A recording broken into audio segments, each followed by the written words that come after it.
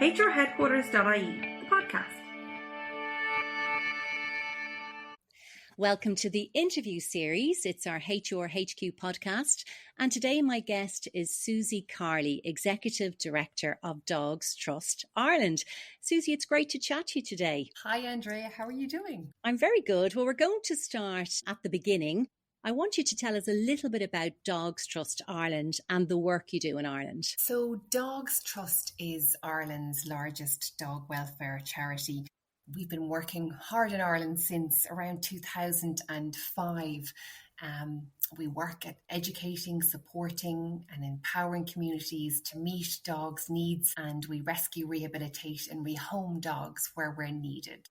So it's a big charity that many people will know. And of course, Ireland is a nation of dog lovers. But I'm interested, before we get into kind of dog-friendly policies in the workplace, tell us a little bit about your own background, Suzie, and what kind of brought you into this world. Well, my background is in TV commercials production. And I had a business many years ago, it feels like many years ago now, producing TV commercials. And I remember coming to Dogs Trust Ireland before it had opened its doors. That would have been early 2009, and we were producing the Irish insert for the TV commercial. And I walked in through the doors of Dogs Trust and I met with the newly formed team and the managers there, and something magic happened. I fell head over heels in love with the organisation, with its mission, its vision and its values. And I wanted the whole world to know about Dogs Trust and the work that it was going to do in Ireland. And that kick-started a whole journey for me, leaving the world of TV commercials production and eventually going to work in Dogs Trust Ireland. And I've been there for just over 13 years now. So it was obviously a very good move. It's incredible to think of that transition. And of course, people might know Dogs Trust from their very famous slogan that I might ask you to share. Yes, indeed. A dog is for life, not just for Christmas. And that was coined, over 40 years ago now. What's interesting around it is that that slogan is still as it was all those years back. We're still having to remind ourselves and people in Ireland that dog ownership is the most rewarding thing that you'll ever experience in your life. Work and it's effort, and that again, it is not just for Christmas, that it is a lifelong partnership between people and their dogs. But that's what a lot of the work that we do now is really to support dog owners through those difficult times in puppyhood and adolescence, that we're there every step of the way in the life cycle of a dog. So being there for dogs for life. And that's what we're kind of talking about today. We're looking at dog-friendly workplaces. And what does that mean?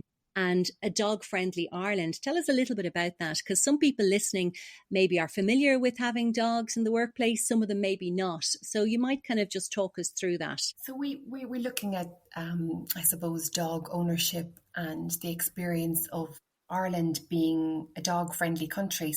That reflects all aspects of our world, whether it's transport, whether it's rental accommodation, whether it's in parks, in eateries and accommodation, and indeed extends to dog-friendly workplaces.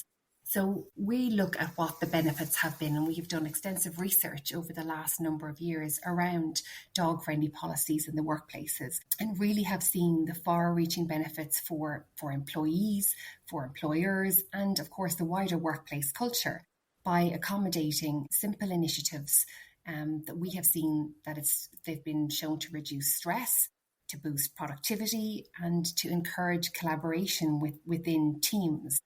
And recently, we have conducted an ESG employee survey and found that 77% of working dog owners are likely to stay with a company longer if they have a dog-friendly policies.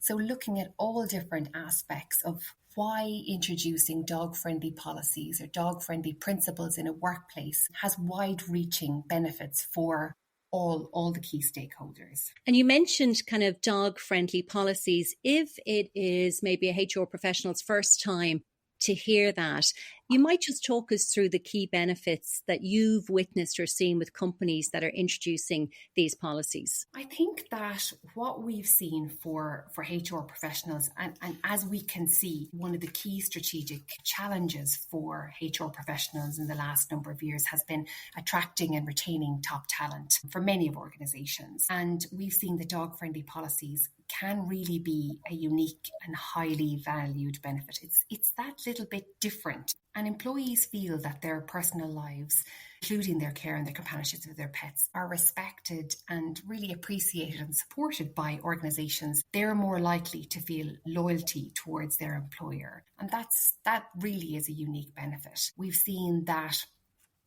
through our research that almost half of adults in Ireland, about 48%, own a pet, and about 68% of workers feel uncomfortable leaving their dog at home when they attend work. And as we know, there's been the perfect storm over the last number of years between COVID, the cost of living crisis, that, there's various different reasons that people have had to, go back into the workplace. And what does that look like for dog owners now who leave their dog at home, and they're expressing, their desire to start bringing their dog into the workplace? Because obviously, if you're going to be getting pet care for your pet, research has revealed could add up to be about €800 a month that dog owners are paying on average for daycare for pets. So it's a wonderful incentive to be able to, if the workplace is suitable, to be able to bring their dogs into the workplace and save employees hundreds of euros each year. So yeah, there's some of the benefits of introducing dog-friendly policies in the workplaces. And it's interesting, you mentioned you've been with Dogs Trust for 13 years. Over those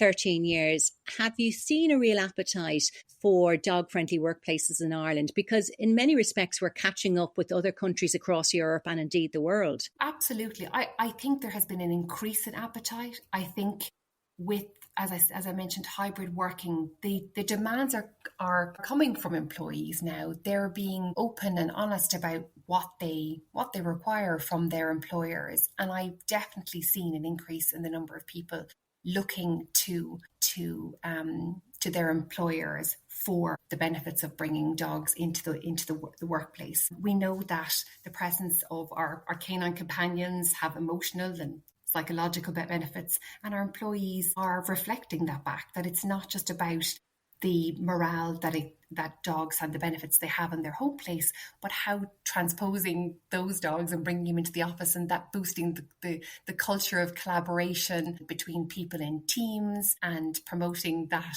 workplace well-being has been shared with employers, and they're really starting to listen. And it's interesting, you mentioned the mental health and well-being benefits of owning a dog and workplace culture, but also it's about inclusivity as well for people, even if they don't have a dog themselves, but they can be part of the benefit of dog-friendly working environments, and it can be really inclusive for everybody to kind of build that culture.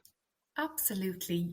We know ourselves in the presence of a dog. If you have that culture in the office where you have your four-legged friend that's in, you may not own a dog, you may not be in a position to own a dog or spend time with the dog, but having a dog in a workplace can just have that. They just have an incredible ability to sense when we might be feeling lower, when we might need to take a break, and they're just a comfort by being there. And even in some of the research that we carried out in 2024, owners are saying that their dog's primary role is to support their mental and emotional well-being. And just that reassuring nudge or that warm welcome that a dog can give you. We know that as dog owners, we get that. But actually having them in the workplace where other people can benefit from having that dog, or that, spending time with the dog in your workplace, and boosting the productivity, maybe encouraging yourself and your coworker to take 5 minutes to go outside for a little toilet break. I just think they're really, really beneficial to have them in the workplace. And it's so interesting. Even just I can hear the passion in your voice when you're talking about dogs. But it's to make sure that even if you're not a dog lover, you can still appreciate how to interact with the dog. Because some people just haven't had that exposure to dogs. And there's a little bit of education in this as well.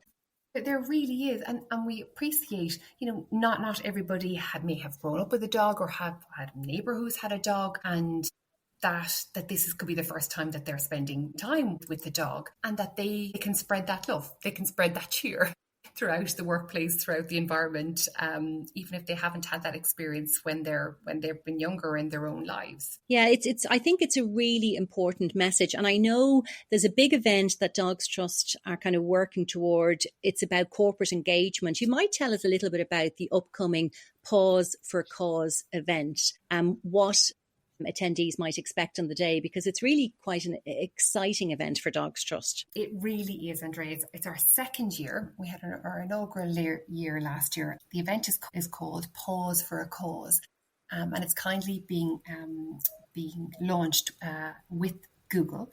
And last year was our first year, and this year we're hosting it in the Foundry, and recognising, as I mentioned, the emotional, the physical and the mental health benefits of canine companionship. We are launching policies, expertise and resources to help employees to balance, I suppose, that joy and that responsibilities of dog ownership. And, I suppose what it is, it's the dog effect. It's that workplace wellbeing partnership, as I say, to support employees who care for their dogs. And it should be said that it's not just necessarily for dogs, dog-friendly policies where dogs are under the desk in work. The policies and the support for employees are far-reaching. It's not just, as I say, under the desk, because workplaces are recognising the profound effect that they're having, the bond has with a human and a dog. So at the Pause for a Cause event, we're going to be launching insights from our ESG 2025 survey. So it's those corporate trends around dog ownership, the connection to the workplace, and it's going to give attendees exclusive access to these key findings. So the survey was from about 1,000 corporate workers across Ireland, and I have to say that it reveals a fascinating picture of the nation's love for our dogs. And for me, one of the standout findings was the rise in the learning culture across employees, where 82% of respondents expressed an interest in micro-learning sessions and webinars on dog care and behaviour, which brings me back to it not just being about dogs under the desk. There's more ways than one that we can embrace and support the dog-loving nation and workplaces and our employees. So in direct response to these insights at the event, we'll be launching our new ESG packages for corporate Ireland. So really looking at the S in ESG. So that's societal impact piece. And these packages will be designed to support, as I say, and celebrate the canine-friendly workplaces. And there's going to be 3 levels: positive beginnings, tail-wagging workplaces, and leader of the pack. And I think it will be really, really insightful, and a really insightful place to share those learnings with senior leaders from across Ireland. And that will take place on the 26th of September in the Foundry from 11 to 1. And there'll be tea and coffee and nibbles from around 10:30. And it's open to all corporate audiences. And they can register their interest by emailing corporate@dogstrust.ie. I am super excited about the event. Last year was one of those slice of life moments where I remember sitting there in the audience listening to powerful leaders from across Ireland and connecting on their love of dogs and their sharing insights from their bond, their stories from them and their dogs. But for me, it's around how do we bring these key leaders together from corporate Ireland to share our insights, share our learnings, and work together towards a vision where Ireland is dog friendly, where we can support employees and where we can, I suppose, make a difference. It's that ripple effect. It may be that one event with one person in the audience who shares it with their colleague, who speaks to their HR manager, who talks to their line manager. And how do we, as a nation, as one person, as 2 people, as 3 people, as one corporate, work together to make Ireland the the best place in the whole world to own and to be a dog. And I can hear again the passion in your voice, but I know already just since last year, I mean, Google were involved last year as well, but already you've really had a huge response from business leaders, donors, supporters, employees. Like, people really want to celebrate the impact and the positive impact that dogs have on our lives. And it's something that the corporate world are really invested in. And it's great that you've done that ES research. And if a HR professional is listening in and they can't make it on the 26th, I know your corporate team are sending these packages out so they can get in contact with Dogs Trust, and you'll still share the love and the findings. Absolutely. And that's a really good point, Andrea. And I also think what could be helpful for perhaps companies or corporates that are thinking about dog-friendly principles or policies is that we also have tips and tricks and advice on our website, which is www.dogstrust.ie, which will give advice for you if you're thinking about adopting a dog-friendly policy, or indeed if you are an employee in a workplace that is thinking about bringing this to your HR professional, that it will just give you some really key points to consider before introducing such a policy or before you do bring your dog into the office. And it's interesting to say, I know you are a charity and you rely on the kindness and goodness of the Irish nation to keep your important work going. And over the years, a lot of corporate engagement for people, maybe at Christmas, donating money on behalf of the company.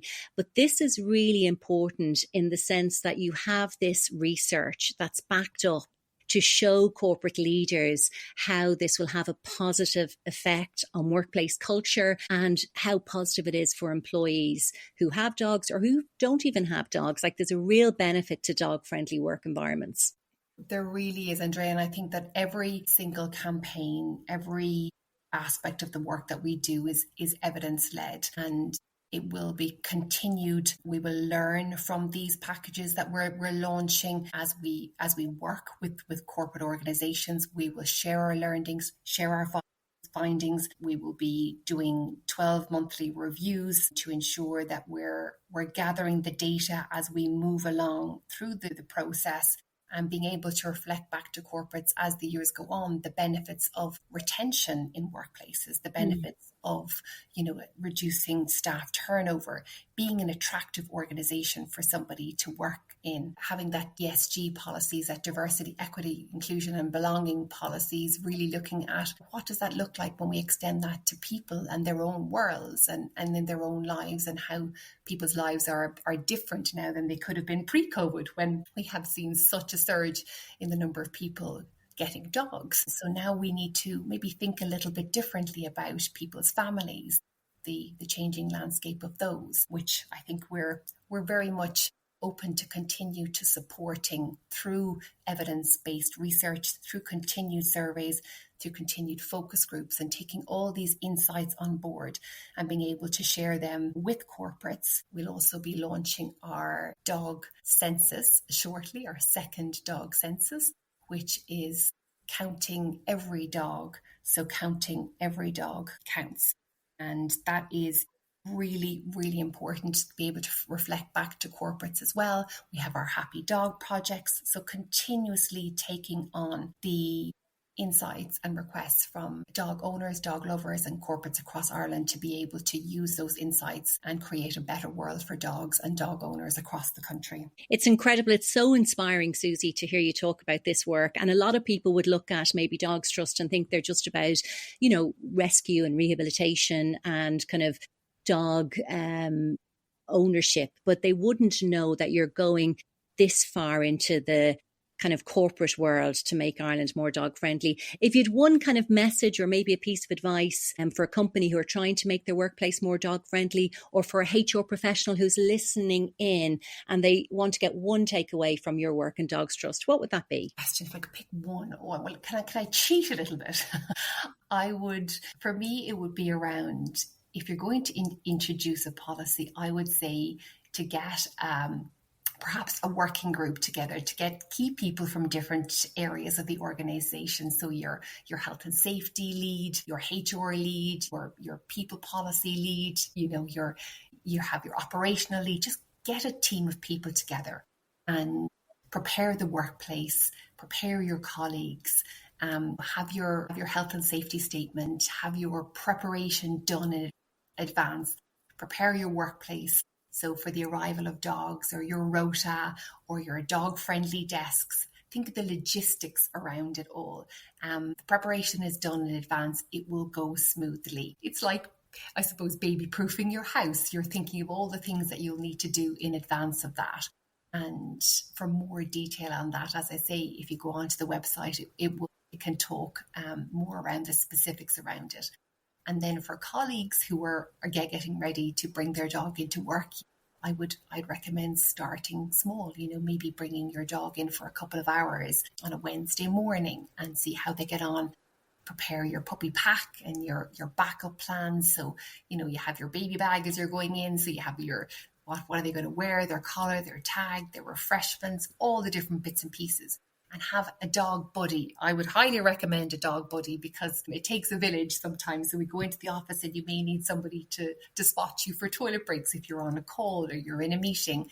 For me, it would be around getting those grouped together to create the policy that works for everybody in the organization through all aspects. And I think taking it gradually, taking it slow, making the introductions slow, and finally, enjoy it. It's very special. Make time for the dogs to say hello to their new friends, and enjoy it yourself. And even as you're talking, I'm smiling, thinking of the dog buddy and all of the preparation. I mean, it's a real collaborative piece as well. And you mentioned culture earlier.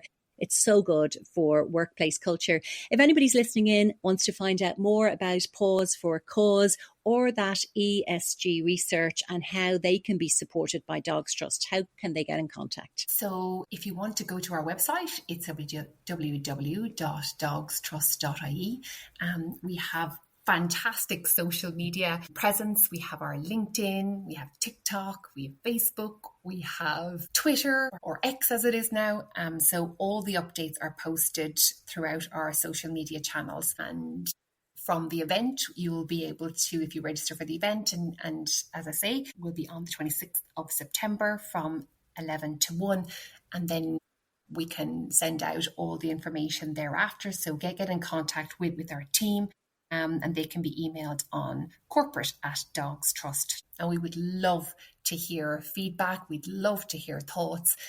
We're always open. We have open hearts and open minds to ways that we can continue to improve the lives of dogs and owners across Ireland. Suzie Carley, Executive Director of Dogs Trust Ireland, thank you for taking the time to talk to us. And I might have you back on, because we might just pick apart that research when it gets launched and kind of really dive into how HR professionals can bring these policies into their workplace. Lovely. We'd be delighted to do that, Andrea. Thank you. HRheadquarters.ie, the podcast.